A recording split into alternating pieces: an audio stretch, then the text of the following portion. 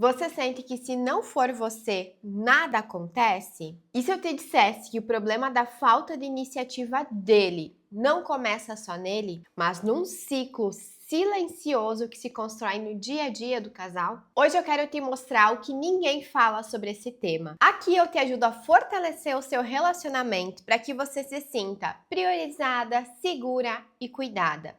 Eu sou Luana Roenkel, psicóloga de mulheres e mentora para casais. E eu quero te contar que eu já fui essa mulher que fazia tudo, que fazia as coisas por dois e que também cansava. E eu também já atendi muitas mulheres que chegaram até mim, que chegaram lá na clínica realmente cansadas e sobrecarregadas de estar carregando esse relacionamento sozinhas. E tu sabe o que a maioria não percebeu? Que nisso tudo existe uma dinâmica oculta, construída por dois e que pode ser quebrada.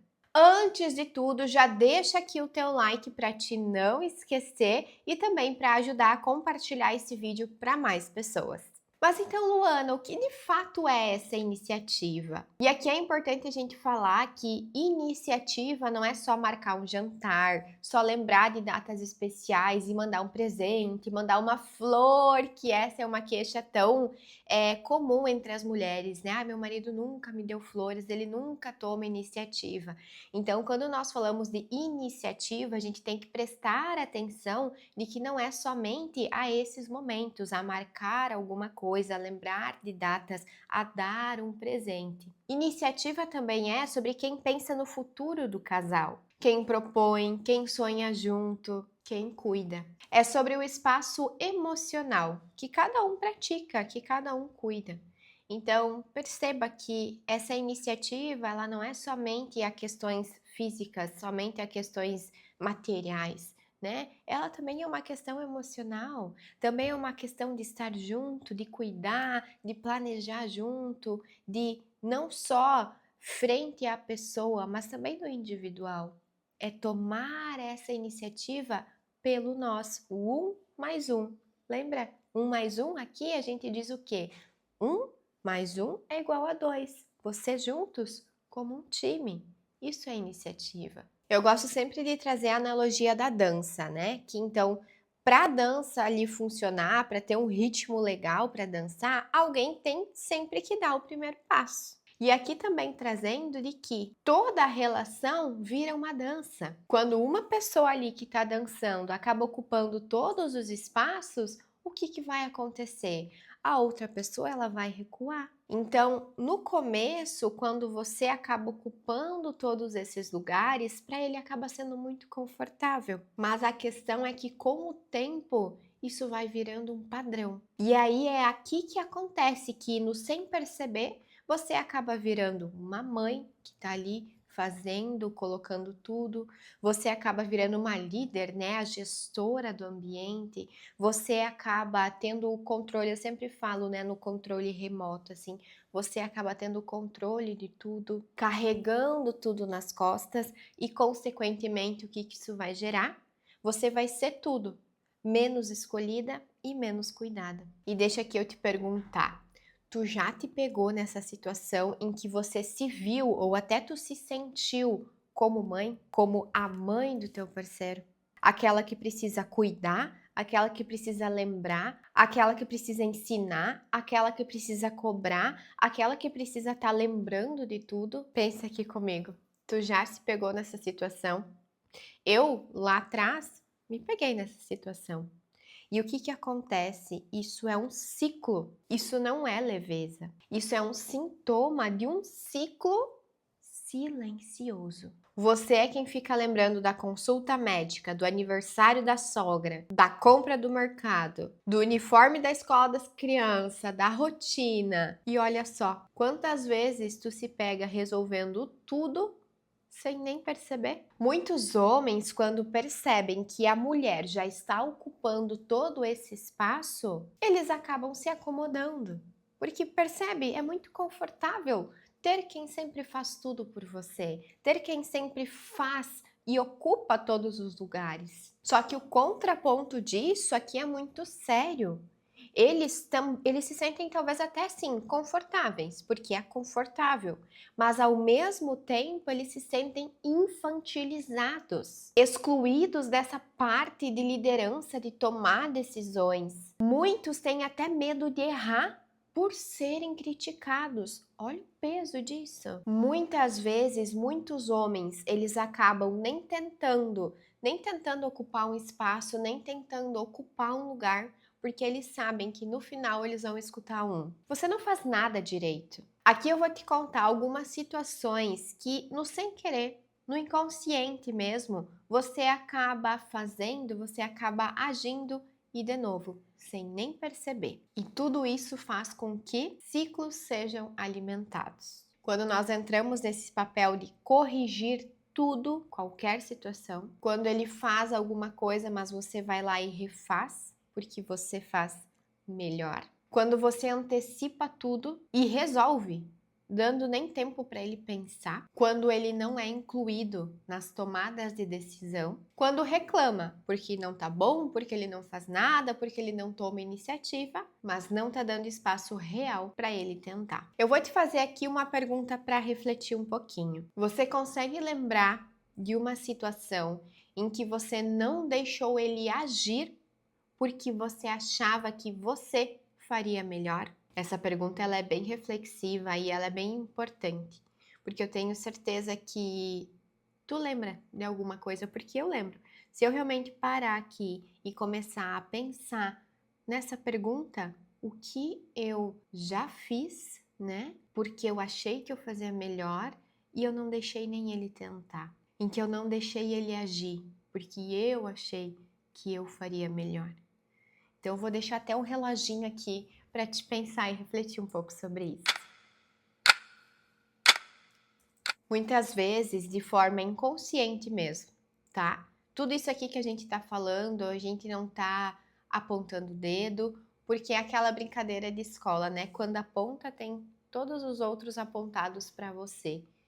E de fato, então aqui a gente não está falando sobre o que você faz de forma intencional. Tudo isso aqui, na grande maioria das vezes, está oculto no teu inconsciente. E dessa forma inconsciente, muitas vezes existe um medo, sim, um medo de perder o controle. Medo de que tudo vai desandar, um medo de não ser reconhecida. E aqui entra também até aquelas crenças antigas que você pode ter ouvido dos teus pais, avós. Se eu não fizer, ninguém faz.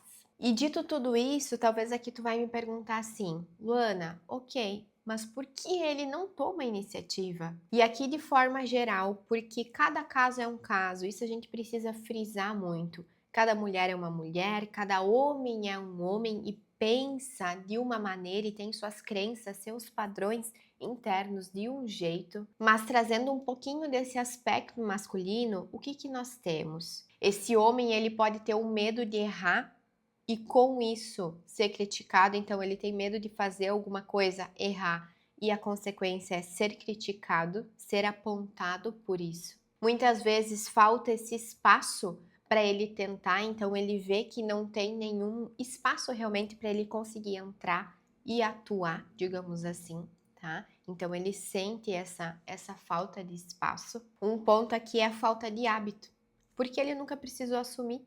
Lembra o que a gente veio falando até aqui, né? De a dança, né? De estar ali ocupando todos os lugares. Então, o que isso faz? O que acontece? Ele não vai ter o hábito, porque ele nunca precisou assumir nada. Então ele nem sabe como fazer isso, ele nem sabe que responsabilidades são alguma coisa que ele precisa fazer, porque ele nunca precisou, de novo, assumir algum local, assumir algum papel. E aqui, como nós mulheres, os homens também têm algumas crenças, né? Algumas questões que ouviram dos pais, dos avós, uma crença cultural também, muitas vezes. Eu já vi alguns posts, né, em que o homem tá lá lavando louça e aí outros homens, tipo, o que tu tá fazendo? O homem tá lá ajudando a fazer algumas coisas. Ah, mas o que tu tá fazendo? Ai, comprou flores pra mulher. Ah, como assim, né? Então, homens também às vezes têm essas crenças, essas coisas que às vezes a própria sociedade foi impondo. Uma coisa muito aqui que talvez tu já tenha ouvido falar, com certeza, né? Homem não fala de sentimentos, homem não chora.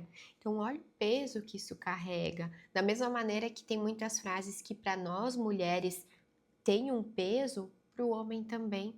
Como assim o homem não pode chorar? Como assim o homem não pode falar dos seus sentimentos?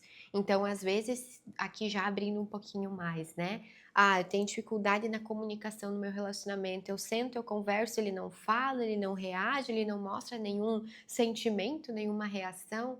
Ah, mas por quê? Aí a gente começa a pensar, né? Mas por que que isso acontece? Talvez será que ele realmente não ouviu que ele não podia expressar sentimentos, que ele não podia falar sobre algumas coisas, sabe? Então a gente está trazendo todos esses pontos para que você também consiga olhar nesse viés. Porque isso tudo, de novo, não é que todo homem pense assim. Não, mas tudo isso aqui que a gente falou, talvez um desses pontos possa existir no teu marido. Um desses pontos pode ser muito similar ao que ele pensa, ao que ele vive. Isso tudo também, da mesma maneira que nós, acontece de uma maneira inconsciente, sem nem perceber. Se você quer uma relação diferente, você precisa abrir espaço para que isso aconteça. Abrir espaço para o outro ocupar. E aqui eu vou te falar, isso exige muita coragem. Eu até estava conversando sobre isso essa semana com uma paciente, de que uma sementinha plantada sozinha, só uma palavra que foi lançada, só uma mudança de comportamento uma única vez, não vai fazer com que a árvore seja totalmente frutífera, seja realmente aquela plantação toda, né? A gente precisa sempre ir plantando, a gente precisa sempre ir semeando. Então aqui entra a coragem para mudar, né? Para tomar essa iniciativa de mudança e também muita paciência para entender que são processos de que é uma sementinha plantada aqui, aqui, aqui, para ir lá na frente e ir colhendo esses frutos. Ficou claro isso? E aqui também um ponto muito importante: aceitar e entender que em algum momento ele vai errar e tá tudo bem. Você errou muitas vezes para hoje você ser a mulher que você é. Nós erramos muitas vezes, mas o erro ele serve para nos fazer mais fortes, para nós aprendermos com o erro. Então, às vezes ver o outro errar em algo que você costuma acertar pode ser um pouquinho difícil, mas aqui de novo entra a coragem e a paciência. Eu falo muito sobre a importância das pequenas coisas e eu vou lançar aqui para ti algumas ideias de micro desafios práticos. Então vamos lá. Agora para essa próxima semana, eu quero que você escolha somente uma tarefa que sempre foi sua e delegue para ele. Não interfira e perceba como as coisas vão acontecer, tanto em você como nele. Outra ideia aqui é criar também tipo uma rotina semanal, em que cada um é responsável por planejar alguma coisa ali diferente com o casal. Um momento do casal, não sei, alguma coisa diferente. Cada semana um fica responsável. Ah, essa semana vou ser eu. Então eu vou planejar que na terça-feira a gente vai pedir pizza e ter um momento ali especial nós dois. Ah, a outra semana foi dele. Eu quero então planejar que a gente vai, sei lá, pegar o carro e vai ir andar em algum lugar. Cada semana um fica responsável por trazer alguma coisa diferente ali para a relação, tá? Um momento especial para o casal. Aqui por último e não menos importante, que na verdade eu acho que isso aqui é um ouro, tá? É praticar o elogio dentro da relação. Você gosta de ser elogiada, eu imagino, né? Gosta de receber um nossa, você tá bonita, nossa, esse bolo ficou gostoso, nossa, tal coisa ficou legal. Então eu vou te sugerir aqui que você comece a praticar esse elogio dentro da tua casa, dentro da tua relação também.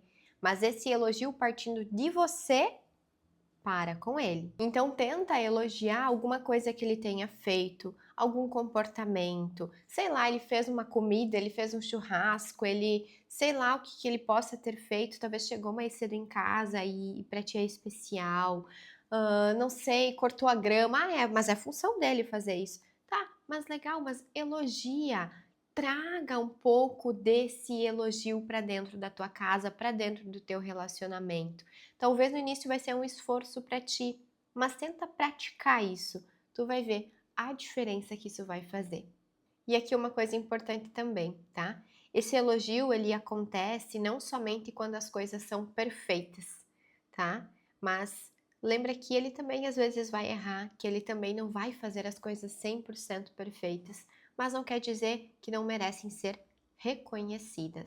O reforço positivo, ele é extremamente importante, extremamente poderoso. Ah, e aqui eu lembrei de uma muito legal também, que é vocês tirarem uma noite, um momento que vocês estão ali conversando, para vocês falarem somente sobre o futuro. Eu amo essa e eu adoro praticar ela. Quando eu vejo, eu já tô falando de futuro.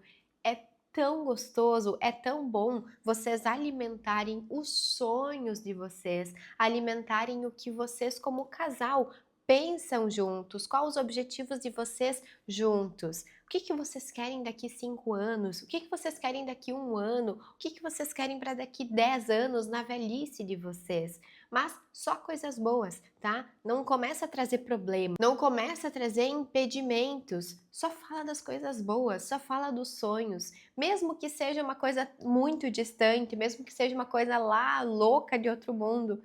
Mas façam isso, vocês vão ver o quão gostoso é esse momento para o casal. Lembra que você não é a responsável por tudo. Leveza não é abandono.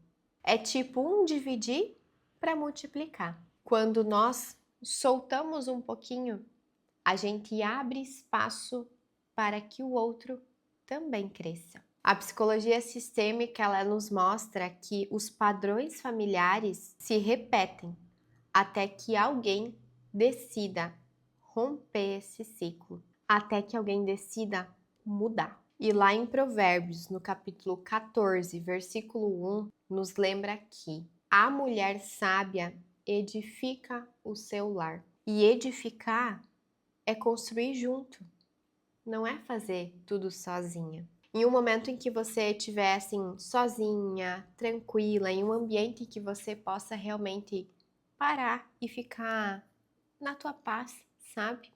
Eu quero te convidar a você fechar os teus olhos. Fecha os teus olhos por um instante. Respira fundo. Começa a perceber o ambiente, a ouvir os sons. Às vezes vai ter o barulho ali da corrida do dia a dia. Às vezes tu vai só ouvir o silêncio. Mas tira uns minutinhos, uns instantes. Respira ali com o teu olho fechado, começa a sentir teu corpo, começa a perceber tudo e peça sabedoria para Deus. Peça sabedoria para você conseguir soltar esse controle, para você conseguir abrir espaço para esse novo e para confiar que mesmo nos tropeços, esse teu relacionamento, esse teu casamento, ele vai sim amadurecer. Então, o meu desafio hoje para ti é você escolher uma área pequena que você tem o controle e que você vai delegar, que você vai entregar. Então, escolha uma área pequenininha e comece a soltar esse controle. Observa e anota tudo que tu vai sentir. Pega um caderninho, bloco de notas do celular, o grupo de WhatsApp contigo mesma. Anota tudo que tu vai sentir quando você começar nesse teu processo de mudança. E aí eu quero que você compartilha aqui nos comentários qual foi essa primeira coisa que você antes controlava e que você começou a entregar um pouquinho mais. Lembra que eu falei que pode ser uma coisa pequenininha, pode ser uma coisa que para ti é um detalhe, mas que você começou esse processo? Comenta aqui embaixo. Eu quero que a gente vai aprendendo e vai crescendo juntas.